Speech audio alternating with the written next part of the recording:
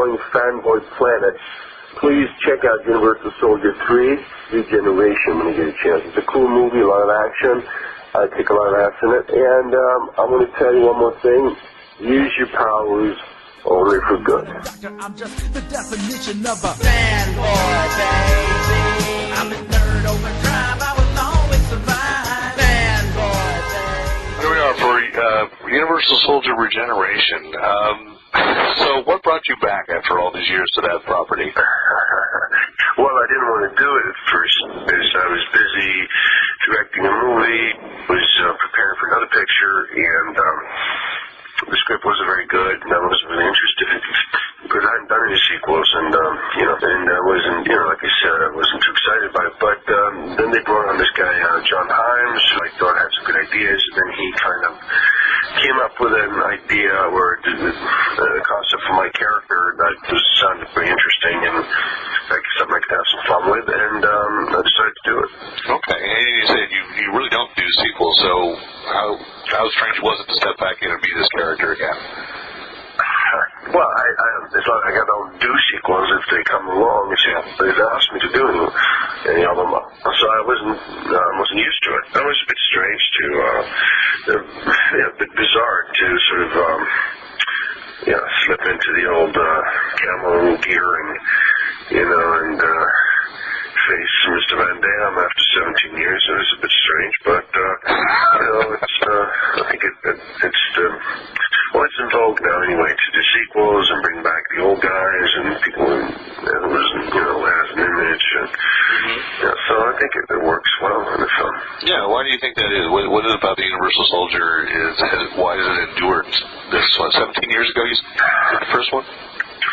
Well, I guess it was an action movie that made some money, and that has a brand to it, and an image is something that becomes more and more valuable in these days when things just come and go very quickly, and since both me and Jean-Claude are both still around, and I guess looking reasonably good, then someone decided that it was a good idea to reinvent the concept. Okay, well, let me ask about it. As you say, you guys are still looking reasonably good. You're being humble. What are you doing to keep in that shape? What's your training regimen? Did you have to really work out to get back in there? A lot of blood, sweat, and tears, that's how it goes.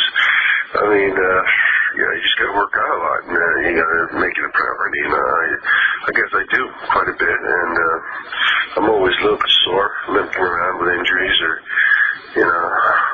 taking anti-inflammatory pills to keep things away, but, I'm addicted to training anyway, and I couldn't live without it, whether I was filming or not. It doesn't matter, so I might as well try to use it in my career, too. And what was it like getting back with Van Damme after so much time? Yeah, it was a nice feeling. Sometimes in life you see old classmates or something like that, or people you haven't seen for a long time, and it kind of gives you a feeling of time in your life and what's happened, and like fairly short because it's 17 years ago, but it didn't seem such a long time ago, but it gives you perspective on your own life and your own career. So I thought it was fun. I enjoyed it. Yeah, and you're also reuniting the summer with Stallone in the Expendables. There's been a lot of people that have kind of come up as action stars since you made your debut. And what was that like working with that group of guys? Yeah, that was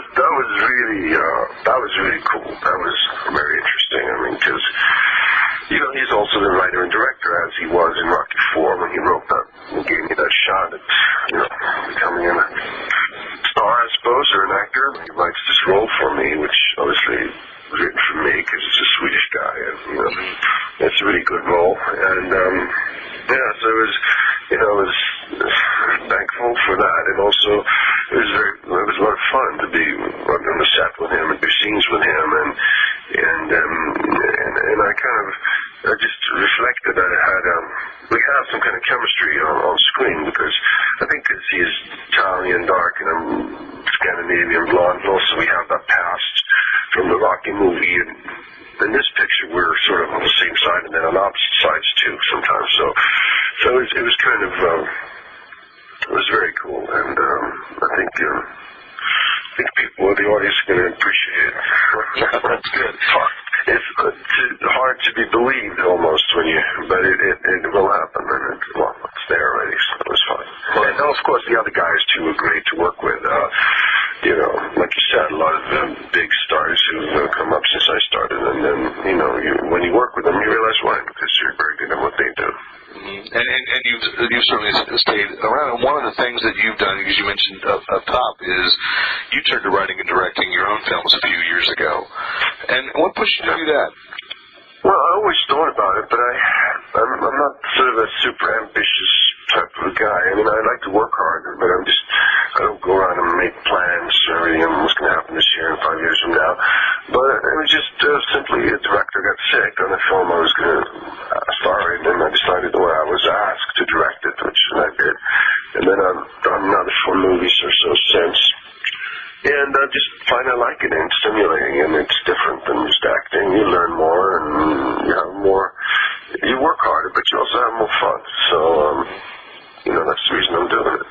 Okay, Command Performance, where you play a drummer. So you wrote and directed that as well, but you played drums in a rock band. Yeah, I always wanted to be a rock and roll star like the rest of us. So are you going to try that now? Well, that's what I did in the movie. I just came up with an idea of doing this Die Hard and rock concert, and I wanted the good guy to be the drummer, because the drummer in their hard rock band is like the coolest guy. He's a bit tougher than the others and a bit quieter and all that, usually. So that was the idea. Absolutely. What do you have beyond that, or is that just you're waiting for the universe to come to you? Yeah, aren't we all?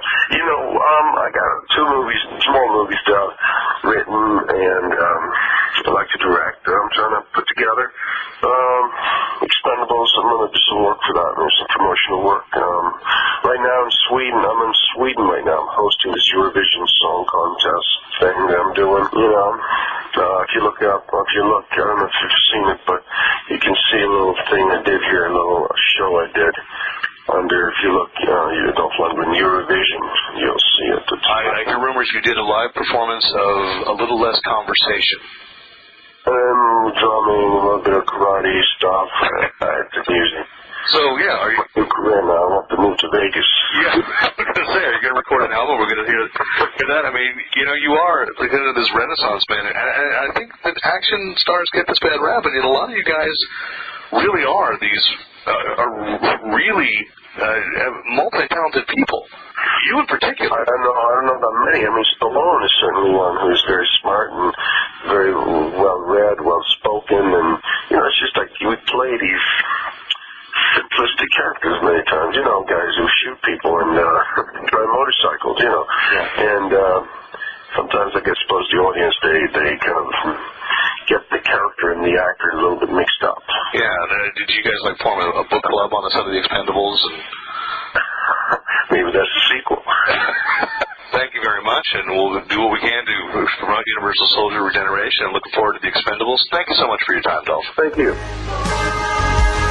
I never give up and I never surrender. Bad boy. Watching these veins running.